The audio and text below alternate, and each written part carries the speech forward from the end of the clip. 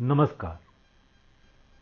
उनके खत और आप की 619वीं कड़ी 619th एपिसोड में आप सभी का हार्दिक अभिवादन, अभिनंदन, स्वागत और बहुत बहुत आभार।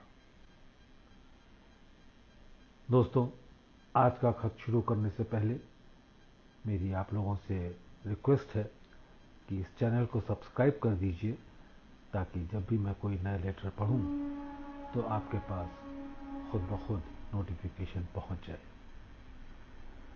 और जहां तक हो सके इन खतों को आगे भी अपने अभ्यासी भाई बहनों में सर्कुलेट करिए ताकि मालिक के मैसेजेस जितना दूर तक हो सके, जिन जन तक पहुंच सके। चलिए आज का खत शुरू करते हैं। लंबा खत है। तारीख 4 दिसंबर साल 1956। प्रिय भाई, तूला उम्र आपके खत 15 नवंबर का मौसूल हुआ। चाहता था कि जवाब दे दूं, मगर हुआ ये कि इतनी देर हो गई कि अब आप अगर इस पर मैथमेटिकल कैलकुलेटर लगाएं तो ग्राफ तो नहीं बन सकेगा।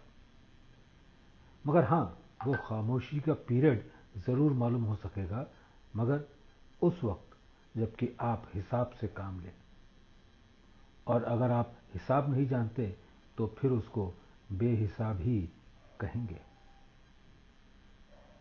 गोया आपकी वाकफियत ने ऐसा बंधन पहना दिया कि बेहिसाब को आप हिसाब में लाने लगे।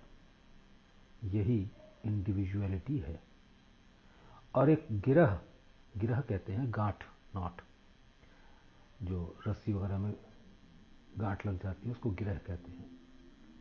यही इंडिविजुअलिटी है और एक गिरह, और इसी को दूर करने के लिए तमाम रियाजत और अभ्यास है।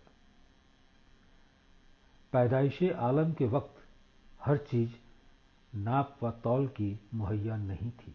मुहैया मीन्स अवेलेबल। जब दुनिया बनी थी तो नाप तौल की चीजें मुहैया नहीं थी। पैदाइशे आलम के वक्त हर चीज नाप व तौल की मुहैया नहीं थी, इसलिए हर चीज असली परतों पर दिखाई देती थी। दत्या सामने था और कोई चीज रेजा निगाह के सामने न थी जो उसको देखने में दखल अंदाज होता। अपने यहाँ की थ्योरी है कि इंसान जब अव्वल मर्तबा पैदा हुआ तो मुकम्मल था, कंप्लीट था। जाहिर है कि ये गुत्थियां इंसान ने ही बनाई जो सरे चश्म की तरफ निगाह ले जाने में हाइल हैं। हाइल है मीन्स बाधक है। सरे चश्म टूवर्ड्स द सोर्स। जाहिर है ये गुत्थियां इंसान ने ही बनाई जो सरे चश्म की तरफ निगाह ले जाने में हाइल हैं। उसकी एक्टिविटी ने उसमें खुद एक दुनिया बना दी। वजह यह थी कि कारीगर ने हमको साफ शफाक भेजा था, और उम्दा कारीगर की तारीफ भी यही है। गर्दो गुबार जो अब चढ़ गया है, गर्दो गुबार कहते हैं, यहां पर रेफर कर रहे हैं संस्कार को। गर्दो गुबार जो अब चढ़ गया है उसकी जिम्मेदारी हमारे ही ऊपर है। संस्कार हमने खुद बनाए हैं जो गिलाफ दर गिलाफ होकर हमको रेशम के कीड़े की तरह छुपाने में कामयाब हुई।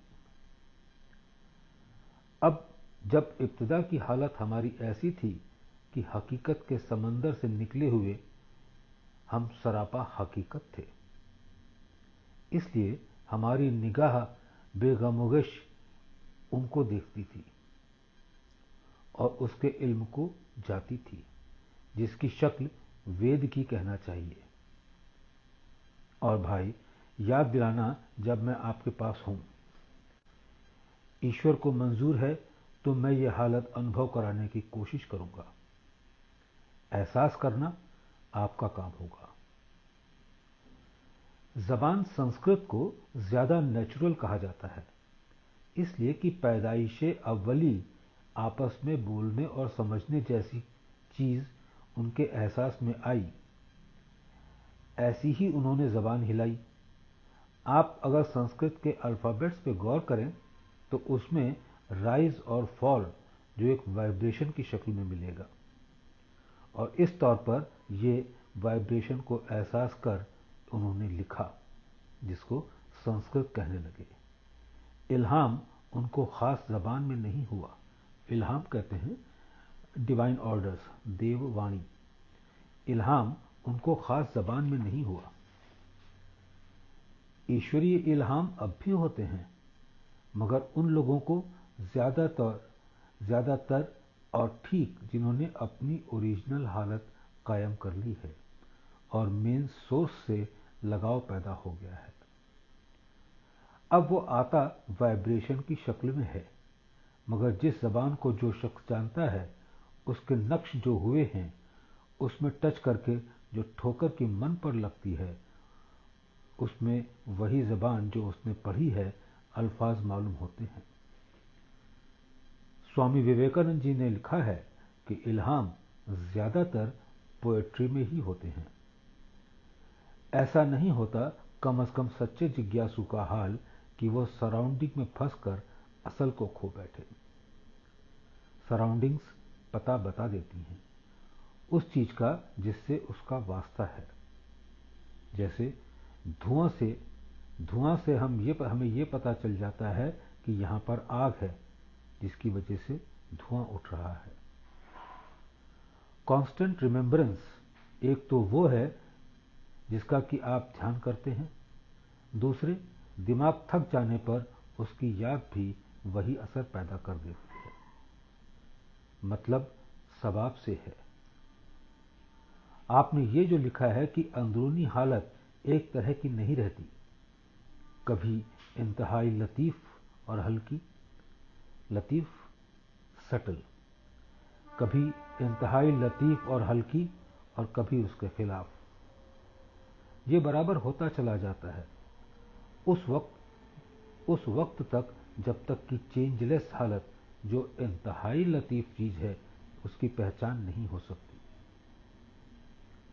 अलावा उसके जिस पॉइंट पर कि हमारी सूक्ष्म गति पैदा हो गई है, उससे आगे वाले पॉइंट पर जब हम जाते हैं तो भारीपन उस वक्त तक एहसास में आता है जब तक कि उसका ये असर दूर होकर सूक्ष्म गति पैदा नहीं हो जाती, और ये सिलसिला बराबर जारी रहता है जब तक कि हम ऐसी गति में नहीं आ जाते जिसके बाद कोई पॉइंट नहीं। इसलिए अब आप समझ गए होंगे कि ये सब बातें आपकी तरक्की का हाल बतला रही हैं। आपने लिखा है कि आप वो चीज दे दीजिए जो कि आप मेरे लिए जरूरी समझते हैं, और फिर लिखा है कि उम्मीद है आप दे ही देंगे। इसके लिए दुनियादारी का फिक्रा तो ये है कि जब हम आपके हैं तो हमारी सब चीज आपकी ही हुई, और मेरा असल जज्बा तो ये है कि मैं तो अपने आप को बेचना चाहता हूं, मगर कोई खरीदार पैदा नहीं होता। वो इस वजह से कि मैं अपनी कोई कीमत नहीं लगाता। तो जमाना यह है कि मुझे कोई मुफ्त भी खरीदना नहीं चाहता, और ठीक भी है। मुट्ठी भर हड्डियों को लेकर कोई क्या करेगा। नानक बूढ़े बैल को कौन बांध भुस दे। तो भाई अब आप ही मेरी खरीदारी के लिए तैयार हो जाइए, ताकि मुझे दर दर पर सदा न लगानी पड़े कि मन फरोशम दिल सदा बारहा खोशम। और भाई सच बात तो यह है कि सेहत और तंदुरुस्ती और धन और दौलत की ख्वाहिश कुछ न कुछ सभी को रहती है, मगर आपको इसकी चाह है जो आप ही की है और आपके ही पास है। इसलिए आपको उसकी ज्यादा फिक्र है। सिफर के माने वाकई जितना लोग अच्छा समझ सकते हैं, मुमकिन है मैं न समझ सकूं। सिफर सिफर की हालत नहीं जान सकता, और मुर्दा मुर्दे की, वैसे कह लीजिए जहां पर कि कुल सेंसेस रुखसत हो जाएं और जिंदा से मुर्दा हो जाएं, अपने असल में ऐसे घुल मिल जाएं और असल और नकल में कोई फर्क समझ में ना आवे। मैं और बाबू ईश्वर सहाय 1 दिसंबर को रात की गाड़ी 11 बजे चलकर झांसी पहुंचेंगे और वहां से ग्रैंड ट्रंक एक्सप्रेस 1 बजे रात को चलकर तिरुपति बतारीख 14 दिसंबर को पहुंचेंगे। मैं मुबालिक 100 रुपये बजरिए मनी ऑर्डर आपके पास भेज रहा हूं, इसलिए कि मेरे पास 600 या 700 रुपया होगा, वहां आकर ले लूंगा। अब तो भाई मैंने अपनी आमद की सिक्योरिटी भी दाखिल कर दी। बच्चों को दुआ, दुआ गो रामचंद्र।